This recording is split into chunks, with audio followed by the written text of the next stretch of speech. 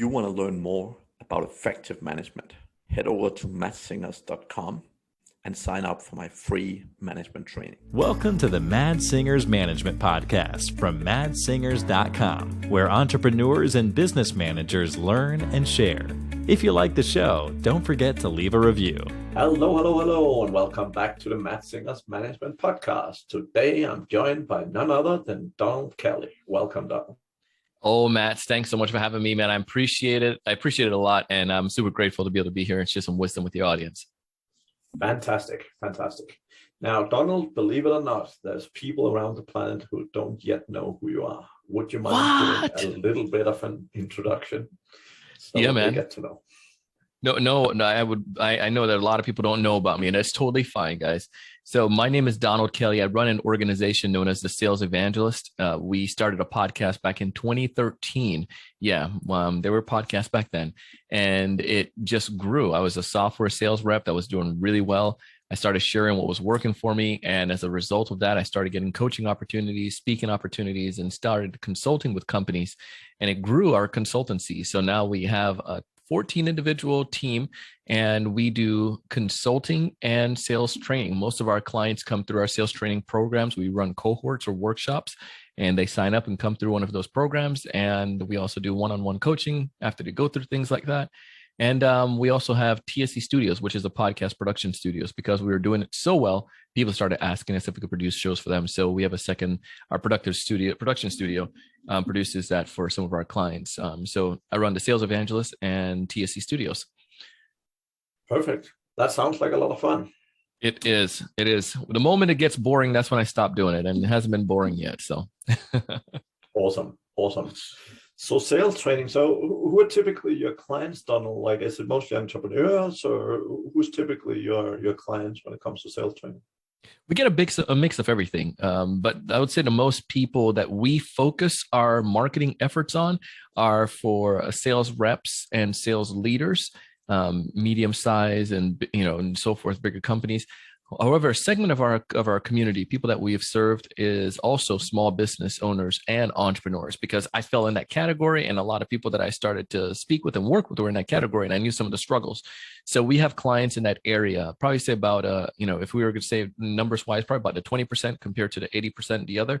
And a lot of these entrepreneurs, it's the same struggle that they face. They're the main breadwinner, so to speak, for the business. They're the ones that go out and do the pep rally. They're the ones that are closing the deals, and eventually they get to a point where they're like, I need help to be able to do that better. So I coach them, or I help them, consult with them.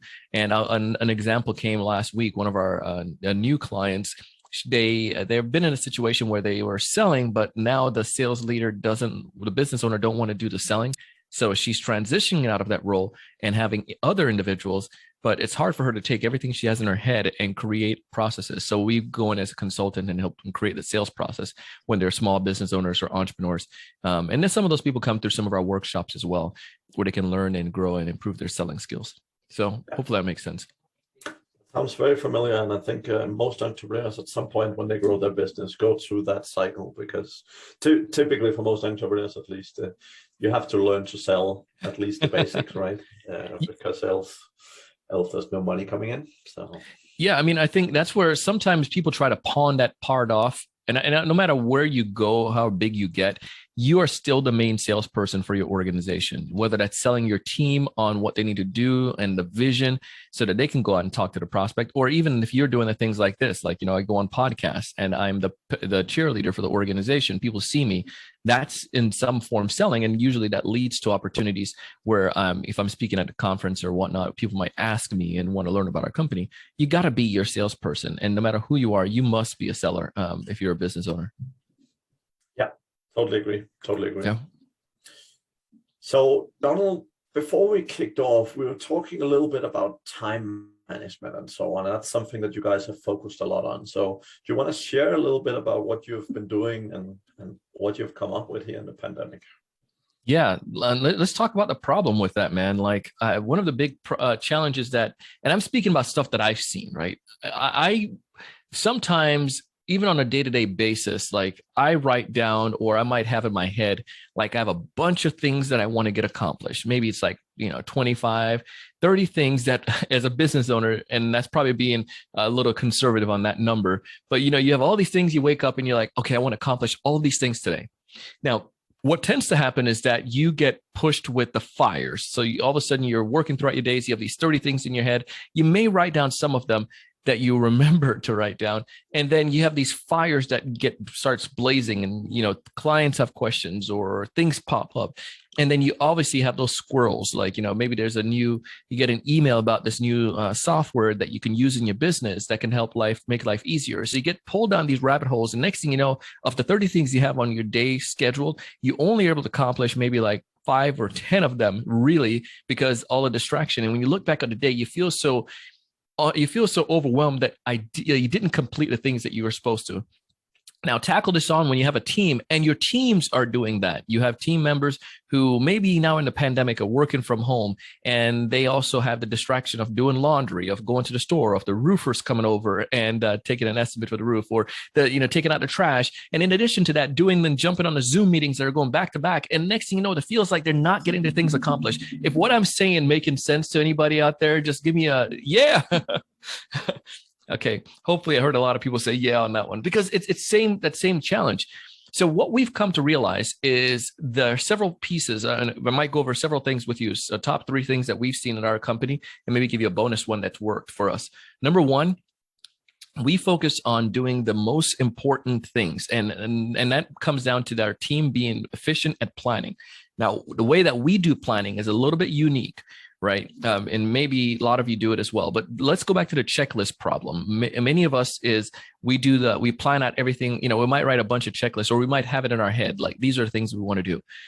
The second best thing, the next thing you might do is graduate from that level, is that you write them out. So now you have 30 things written on a sheet of paper that I want to get accomplished, or a note card that I'm going to accomplish today. Now, the big problem that we've seen with that when we did that internally is that you might write those things down, but they're not getting done on the calendar because there's no accountability in that. So we took it a step further. So we want people to write down the things that they must get accomplished, and then we categorize them. So that's probably the second thing. Not only making a plan, I guess we keep this all in the first umbrella, but you're planning your day because you're writing out everything that you're doing, and then you categorize them according to the task. Now, this is important because sometimes we find that we are so bombarded or feel that we have so much to do, when in actuality, we're doing things that we have no right doing. So go back as a business owner. If there are 15 or 30 things on my task today, I guarantee you as a business owner, there are probably half of those you can get somebody else to do. It doesn't require you to do that. And one moment when I got that, when it struck in when I learned this, I was like, holy moly, this is genius. So go back to this thing. So now you write down all of your different tasks, let's say 30 tasks, and then you put them in your categories. And there's only a few categories that I recommend that you might have in your organization. But like for me, I know podcasting is important, and I do podcasting on Mondays. So I will put podcasting, if there's going to be recording with Mads, or recording my own intros, or recording my episodes. Those are things that nobody can do. I have to do those, right? I don't have to schedule them. I just need to show up and make sure they're done and prepare myself so I can come and have a good conversation. Number 2, I might have administrative tasks. Some of these things I do, and some of the things I don't need to do. Like, for instance, I just had to cancel an orthodontist appointment today. I didn't need to do that. My executive assistants did. So she helped me and took care of that. But some of the admin tasks that I might need to do is review a proposal from a potential partner that we're going to work with. And that's maybe something that I need to take a peek at. So that's on one of my administrative tasks. And then maybe some of the things like I might have other categories such as business development. Anything that I'm doing outreach towards a client, that's a business development task. I might do that. Marketing task, certain things that might need to be done for marketing that I might do. So I put it in that category. And then you have like others, and others I might put like in our team trainings or internal meetings and things of that nature. And then the personal stuff. So maybe I do have to go to that orthodontist appointment. That's on my day as one of my 30 things. So now all of those things, I have those 5 categories that I might have, or 6 categories, and every task will fall under one of those categories.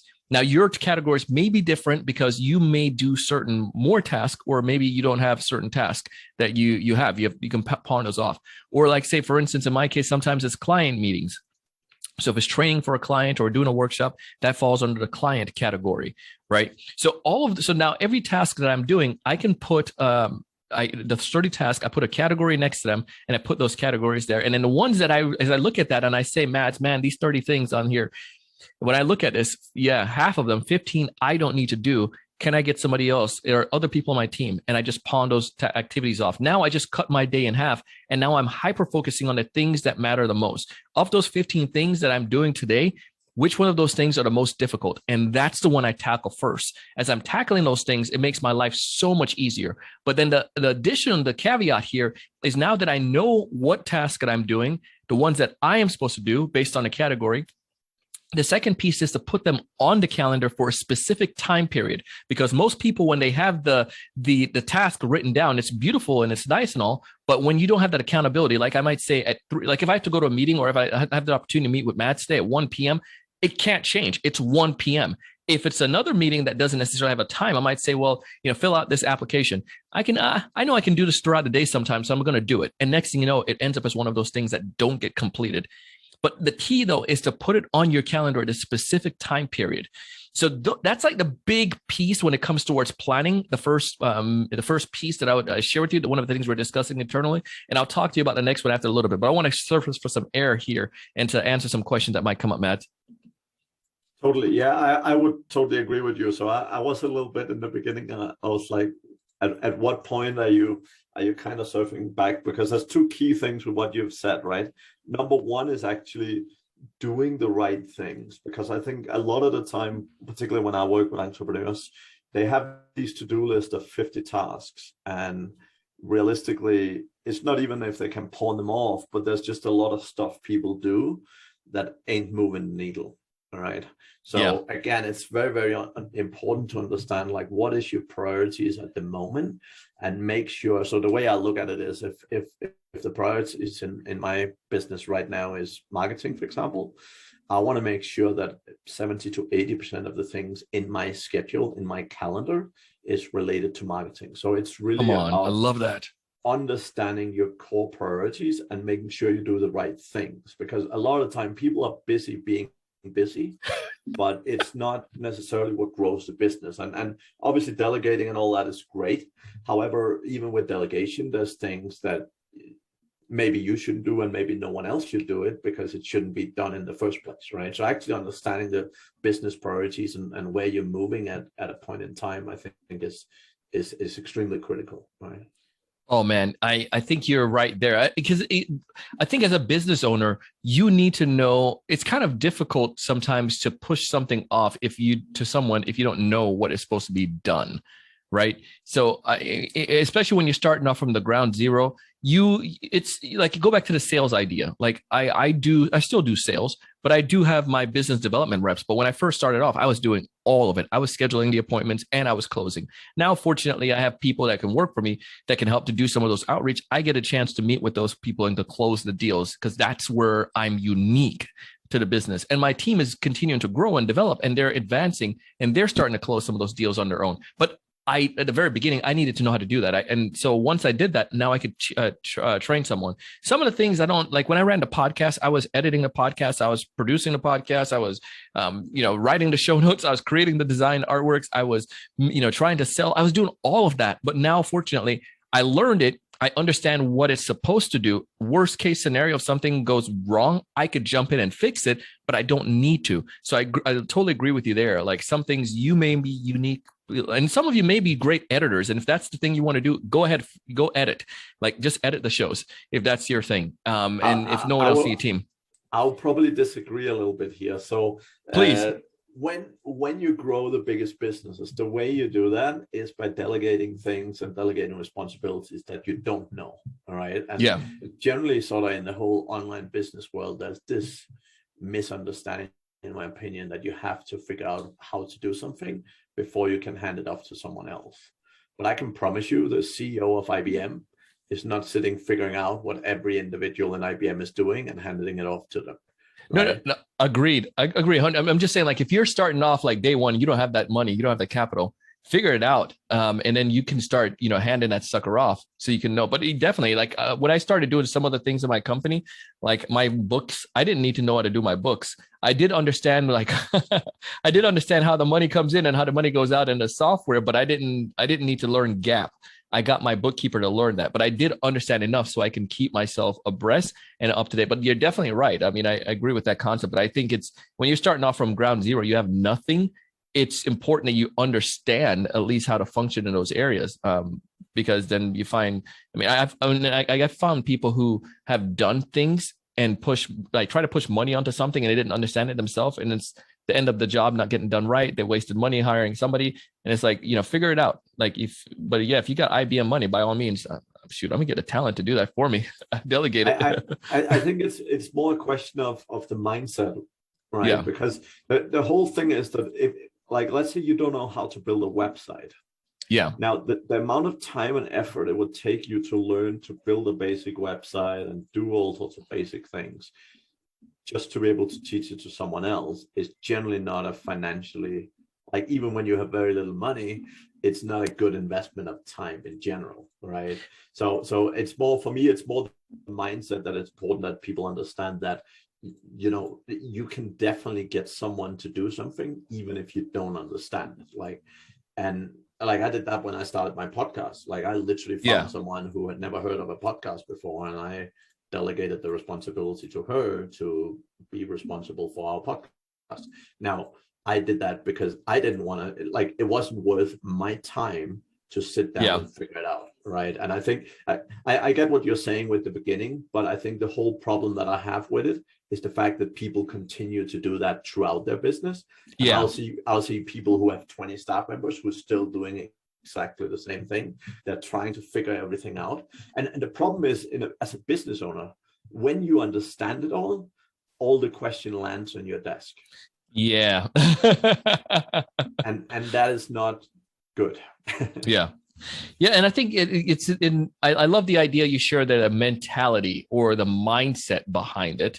And I think there's, in each situation perhaps may be different, but so let's go back. The very, very, very, very, very, very, very beginning, I created a bit, I needed to start something. Did I need to create the website? You're right. No. But I wanted to get something launched off. So I played with WordPress. At the time, I had the capability and I had the time and I wanted to learn it. I think it gets back upon that sense. So I created a basic WordPress website and realized how it functions and that I suck at it. And then I paid somebody to do one. When I came to that, months later, when I started making a little bit more change, or I came to the point where I was like, okay, I learned my lesson. I guess, it's certain things that maybe you want to do that if that's the case, but it definitely shouldn't be. Fast forward though, because I think we're both in the same camp. It's maybe like tomatoes, because once I did start getting to the point where it was hard financially to make the delegation decision with certain things, because I'm like, man, I don't see a ton of money coming in. But once I did start making more delegation decisions on certain tasks that I did not want or I didn't know how to, the money started coming. And it was fascinating how that happened. But yeah, anywho. Yeah, and I think that's exactly what you said here, and then is important, right? Particularly when starting a business, there's so many people that spend so much time in the initial phase because they never get past that stage. They're afraid of investing. And I'm not saying being afraid of investing is right or wrong, but I'm saying often if you want to move ahead, you have to go past that step, right? And you have to, particularly on things that you're not great at, going and actually doing some investment, either to hire people who can teach you. But in most cases, again, my mindset is very much, I would much rather hire someone who knows how to do it than learn it myself, because from a time perspective, even as a new business owner, it's much better for my time and having someone who's actually an expert in the field, or someone who is, let's say, ahead of the game compared to me, right? Yeah, 100%. I love it. Awesome. So guys, don't go reinvent the wheel. But hopefully my point made sense to you guys, and that we're on the same page here with Mads. But don't waste a thing. I'll tell you, the second website though was absolutely beautiful, and and that's the key thing, right? Yeah. The whole thing is always too many people focus on the process instead of the outcome. Yeah, and a lot of the time they're busy figuring out how to do it, what should I do, what should happening, instead of actually focusing on we need a website. I can either spend 400 hours learning it myself, or I can pay someone $500 or $1,000 or whatever to do something basic. So a lot of the time it's that game. And in the beginning, it makes sense because people are naturally very frugal in the beginning of a business, right? Yeah. Because they don't have a ton of money. But even early on, like, again, like, you can probably go pay someone a couple $100 to get something very basic websites, right? Sure. Now, if that means that you can then have another, I don't know, 100, 200 hours or something that you can actually spend trying to sell whatever you're trying to sell, again, that's a benefit, right? And yeah, in most cases, it will already at that point give you a much, much better ROI doing so, but it's still a scary decision at any point, right? Yeah. But as a business owner, it's how you have to learn. And that's also when it comes down to prioritization, as we talked about earlier.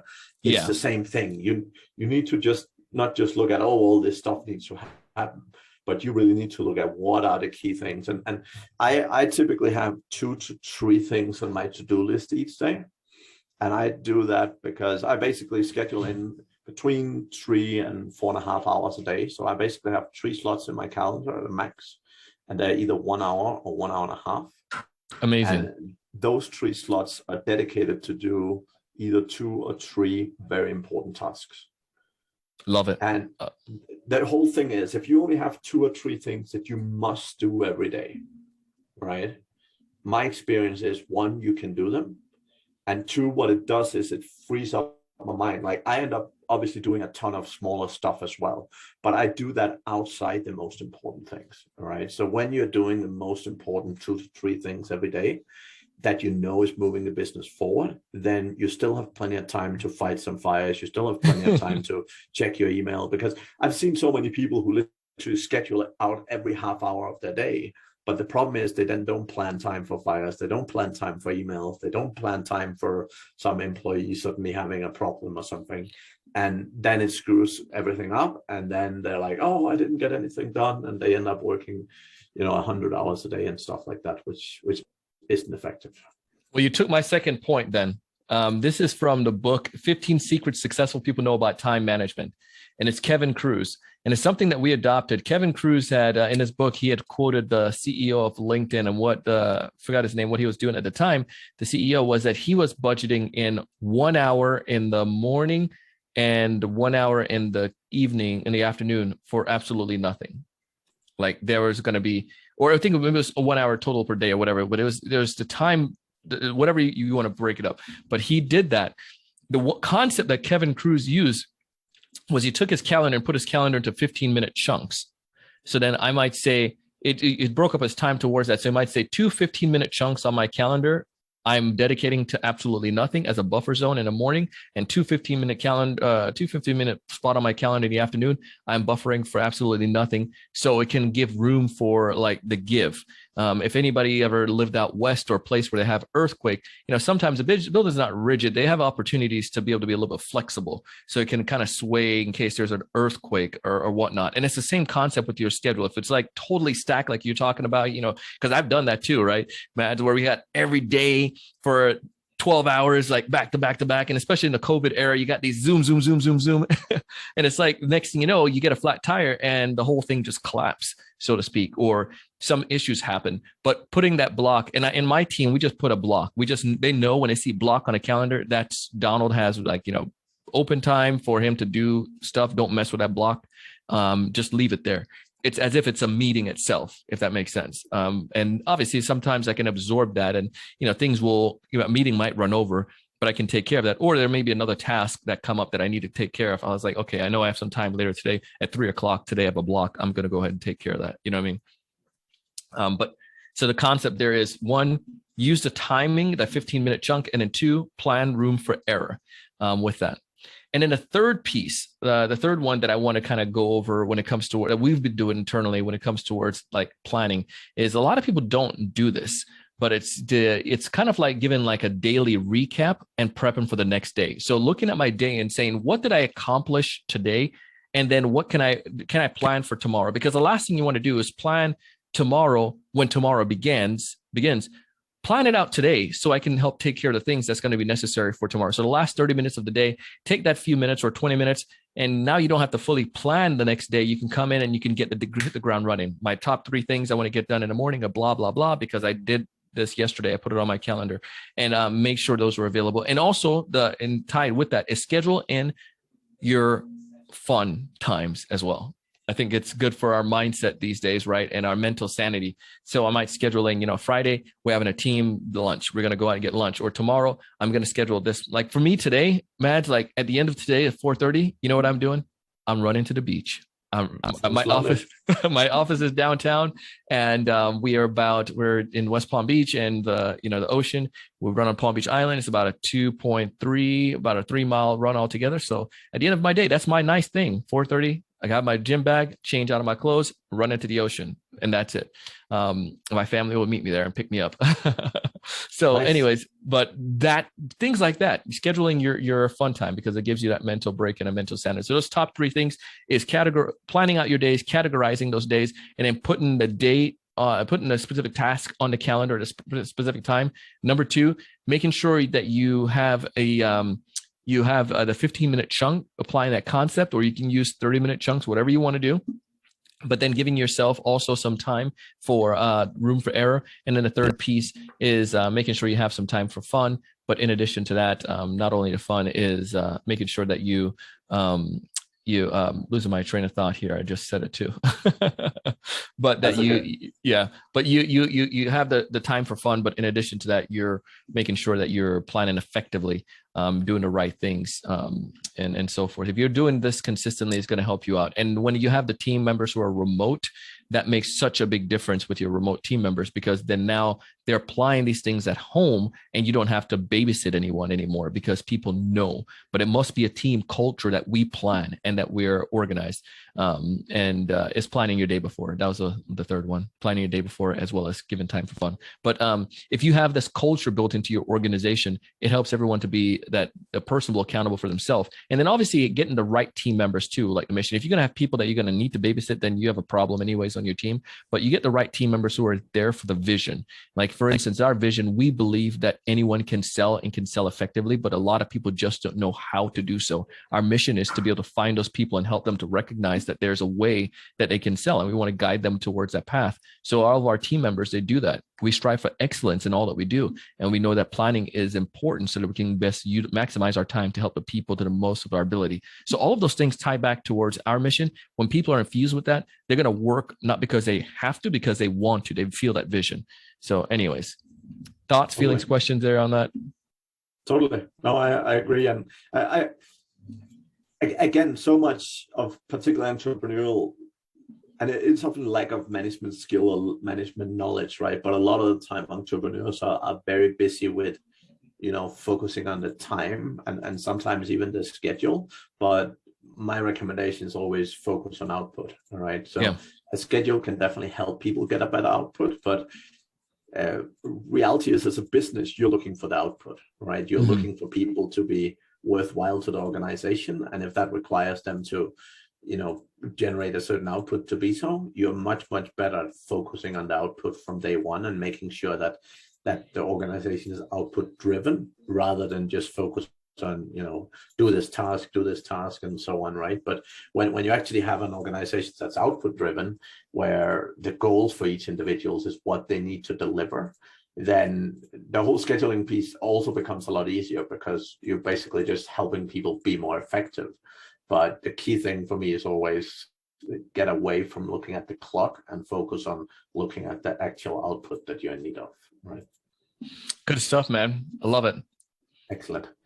Well, Donald, it's been an amazing conversation, but just before we finish off, do you have any great resources or anything that, the audience could benefit from, or that you really want to share with them? Yeah, I mean, there's a couple of things that they can take advantage of. First, check out that book by Kevin Cruz, 15 Secrets Successful People Know About Time Management. I really like that one. I think you may enjoy it as well. I get no kickbacks or anything from that, but Kevin Cruz is a good guy we have on our show, and really love his book. And internally, we always use that. Another one is the 12-week year. I don't know if anyone have read that one, but it's another fascinating book on the concept of being able to plan and to organize. I really, really love that. It's helped our organization tremendously. And then we also have a planner, because the way that we described the planner, I couldn't find any planners that were relative to the way that I had it. So I was like, forget it, screw it. So I created my own, and we use that internally. So we're able to plan on one side those different activities, and then the accountability side on the next page where you can put it into your task. And we have different ways of tallying, so you can see your overall performance on a day-to-day basis. How did I do relative to the number of things that I planned? How do I rank my day based on that? So if I've completed 99 out of the 10 things that I've deemed as important as me as a team member, if I'm the graphic designer at TSE, I needed to get these 10 things designed. Then how did I grade myself? So you got a 90% for the day. So you got an A. Congratulations. But that we started using that. So if you're ever interested in checking out that planner, want to learn more about it, feel free to just go ahead and drop me an email, donald@salesevangelist.com, or you can go to salesevangelist.com/planner, and we can get you some information on that as well. But your time is money. Use it right. Awesome, Donald. So the last thing is, if people want to get hold of you, you just shared your email address. Any other great ways to get hold of you if people are eager to learn more? Yeah, you can follow me on social. So you can get some sales tips. We produce a lot of content, especially since our podcast has been going for that long. So we share a lot of content on social media, but any platform, if you want to really, really, really want to get in touch with me, you can find me on Instagram. It's an easy way to communicate with me. Less people there, but it's Donald C. Kelly. And if you want to connect with me, have a business conversation, I still control my conversations on LinkedIn. I do have team members help me out as well, but it's Donald C. Kelly on LinkedIn. So you can find me at both of those places. That's where I hang out the most. Perfect, Donald. Thank you very much for joining me today. Matt, thank you so much. And congrats on all the great stuff you guys are doing. And I would ask you, audience member, if you're willing to help out Matt. It's a great podcast, as you can tell, and you're clearly listening to it regularly. And he probably won't ask for this all the time, but from an outsider, I'm telling you, it's good stuff. Go ahead and leave him a rating and review. It goes such a long way for us content developers when people leave those. It just helps people who come afterwards see it. So if you want to give him a great gift, go ahead and do that. Leave a rating and review for this, for his podcast. And I know he'll appreciate that. So thank you, Matt. Excellent, Donald. Thank you very much. And to everyone listening all the way to the end, thank you very much. We'll be back again next week. Thank you for listening to the Mad Singers Management Podcast. Please leave a review. It means the world to us. You can also learn more about management at madsingers.com.